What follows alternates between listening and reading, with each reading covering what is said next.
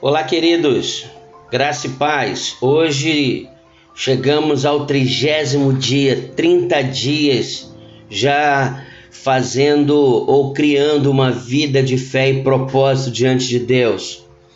E eu tenho uma pergunta para você hoje. Como deve ser a relação de empregado-patrão e patrão-empregado? Já pensou nisso?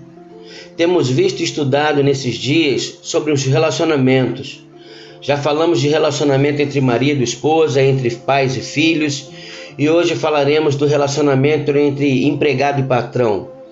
Mas antes de entrar propriamente no texto, apenas para nos situarmos na realidade em que Paulo escreveu da época de Efésios, no Império Romano, no primeiro século, havia cerca de 60 milhões de servos que eram escravos.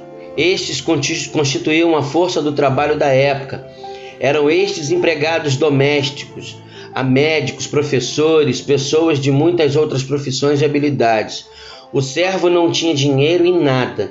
Existiam para satisfazer o desejo de seus donos. Sabe, o cristianismo ao longo do século teve uma fundamental participação do processo de libertação dos escravos. A história nos conta que tanto John Wesley quanto George Whitefield pregaram e lutaram contra o tráfico negreiro e a favor do fim da escravidão na Inglaterra. Em outros lugares e épocas, muitos pregadores do Evangelho também saíram em defesa pelo fim da escravidão. Com a graça de Deus, a escravidão nesses países foi vencida. O cristianismo não é uma revolução política, nem social, muito menos econômica, e sim uma revolução moral e espiritual, pois sua maior missão é abolir a escravidão do coração do ser humano. A conquista da liberdade, antes de tudo, deve ser de dentro para fora. O texto de hoje, que está em Efésios 6, 5 ao 9, Paulo tenta tratar do relacionamento entre servo e senhor, ou seja, entre empregado e patrão, ou patrão e empregado, de uma forma libertadora. Paulo, nos versículos a seguir, explica como o servo ou empregado deve se portar para com os seus senhores e patrões. Primeiro, a relação de servo-senhor, obedecendo. O versículo 5 de Efésios diz: escravos, obedeçam aos seus senhores terrenos com respeito e temor. Paulo diz que os escravos devem cumprir suas responsabilidades perante os seus senhores. Não se rebelarem. Não é porque são cristãos que estão isentos dos seus deveres e responsabilidades, ou que podem considerar-se livres dos seus senhores e patrões, pois o cristianismo não nos leva ao escape das circunstâncias da vida, mas a uma transformação. Sabe, sendo íntegro, o versículo 5 do capítulo 6 diz: com sinceridade de coração, ou seja, o servo deve obedecer ao seu senhor sem fingimento, com integridade e honestidade, fazer um bom trabalho para com o seu senhor. Sabe, parece que isso nos leva a uma ideia de um bom testemunho. Já que somos crentes, precisamos mostrar que estamos obedecendo ao patrão, ou na verdade ao Senhor, como servos do Senhor Jesus Cristo. Sabe, no final do versículo 5, Paulo diz: como a Cristo. Sabe, isso quer dizer que o empregado deve entender que a obediência ao seu senhor terreno ou ao seu chefe no trabalho é como um serviço prestado ao Senhor Jesus Cristo. Honrar e respeitar e ter lealdade, responsabilidade. É tudo que nós precisamos, com honestidade.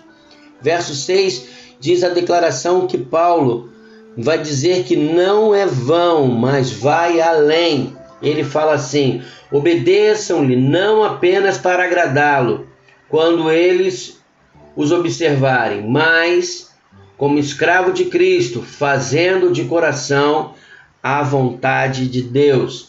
Ele está dizendo que os empregados, além de serem honestos e verdadeiros no trabalho e não agirem com preguiça, não precisam ser vigiados para fazer o melhor do seu trabalho, pois sua conduta, antes de tudo, é para agradar a Deus. Então, se estamos trabalhando e não estamos felizes no nosso trabalho, lembre-se que esse trabalho Deus te deu e que você deve fazer com alegria, porque é como se você estivesse servindo ao Senhor, fazendo de boa vontade. O verso 7 diz assim: sirvam os seus senhores de boa vontade, como servindo ao Senhor e não aos homens.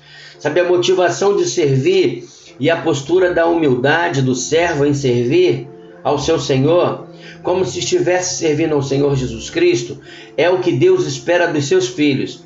O fazer de boa vontade significa fazer de toda a alma, com toda honestidade e humildade, além de construir um belo testemunho para o seu patrão, sabendo que a sua recompensa ela não é vão. Sabe, versículo 8, porque vocês sabem que o Senhor recompensará cada um pelo bem que pratica, seja escravo, seja livre. Sabe, há um incentivo aqui e um encorajamento aos servos para que obedeçam os seus senhores terrenos, pois o Senhor Jesus um dia os recompensará. Portanto, faça o seu melhor, sirva da melhor maneira possível no seu trabalho e na tarefa que lhe foi confiada. Isso quer dizer que todo o bem que vocês fizerem voltará para vocês em forma de bênção vinda dos céus. Obediência gera bênção. Então, sejam obedientes. Quanto à questão das injustiças nas relações entre patrão e empregado, veja o que Colossenses 3,25 nos traz.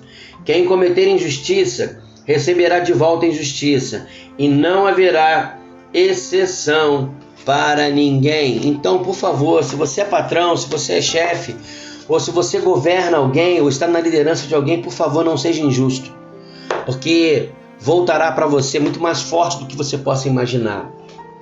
Portanto, podemos ter a certeza de que toda injustiça praticada contra nós está sendo tratada pelo próprio Deus. Então saiba, se alguém está sendo injusto contigo, Deus está tratando isso. A relação entre senhor e servo, patrão também é servo de Cristo.